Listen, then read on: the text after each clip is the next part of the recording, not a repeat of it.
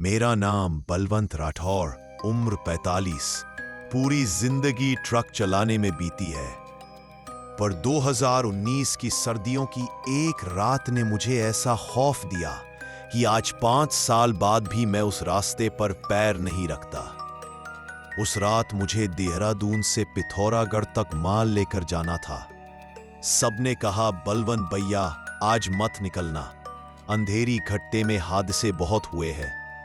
मैं हंसा, अरे भाई, हम ड्राइवर लोग डरेंगे तो पेट कैसे पालेंगे। पर वो नहीं जानते थे, उस रात सड़क पर मैं अकेला नहीं था। जैसे जैसे मैं पहाड़ों में ऊपर चढ़ता गया, धुंध बढ़ती गई।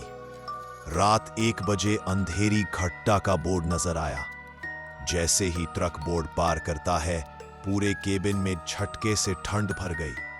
ट्रक का डिजिटल घड़ी अचानक बंद हो गई, फिर झिलमिलाई और उस पर लिखा आता है 12 बजे, जबकि असल में समय 1:04 AM था। मेरे गले में कुछ अटक गया और तभी जंगल की तरफ से सीटी जैसी आवाज आई, बलवंत, बलवंत। मैंने सोचा हवा होगी, लेकिन हवा किसी का नाम नहीं लेती।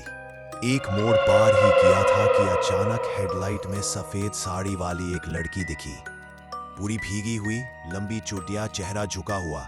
मैंने ट्रक रोका और घबराकर आवाज लगाई, बहन जी, इस समय?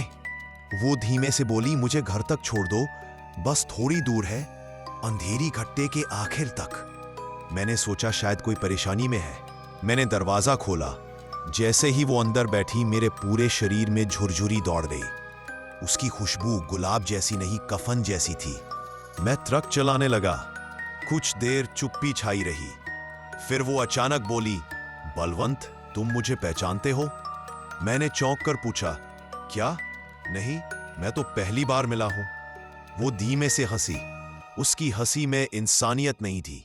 नहीं, तुम पहले भी मिले हो, बस याद नहीं है। मेरे हाथ स्टीयरिंग पर जमे हुए। मैंने उससे सवाल किया, तुम्हारा घर कहां है? वो बोली, यहीं नीचे, और उसने उंगली खाई की तरफ उठाई। मेरा दिल दहल गया।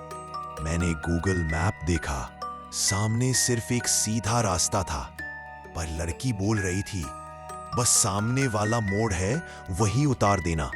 सामने का मोड़ डरावना था। हेडलाइट में दिखा कि सड़क टूटी हुई है, नीचे सिर्फ गहरी काली खाई।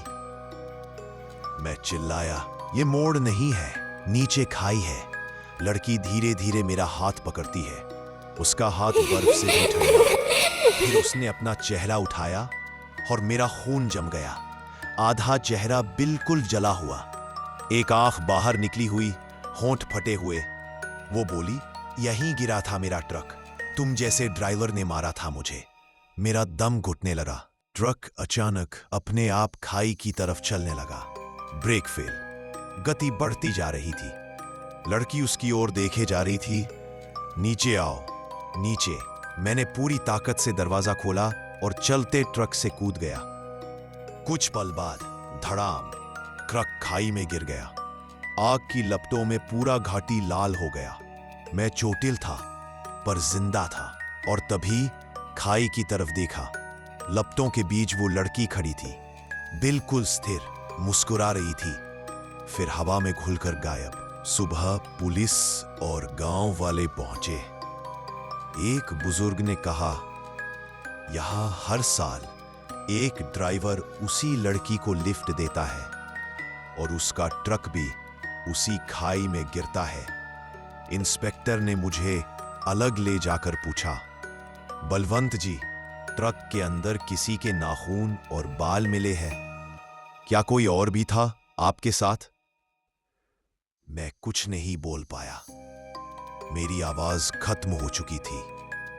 आज 5 साल बाद भी उस खाई के पास जाते हुए हवा में एक आवाज गूंजती है, बलवंत, छोड़ दो मुझे घर तक। ड्राइवरों की माने, आधी रात कोई लड़की अंधेरी घाट में लिफ्ट मांगती है और जो उसे बिठा ले, उसका ट्रक कभी सुबह नहीं देख पाता।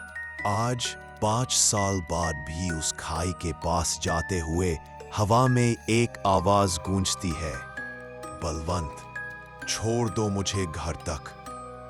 ड्राइवरों की माने आधी रात कोई लड़की अंधेरी घट में लिफ्ट मांगती है और जो उसे बिठा ले उसका ट्रक कभी सुबह नहीं देख पाता।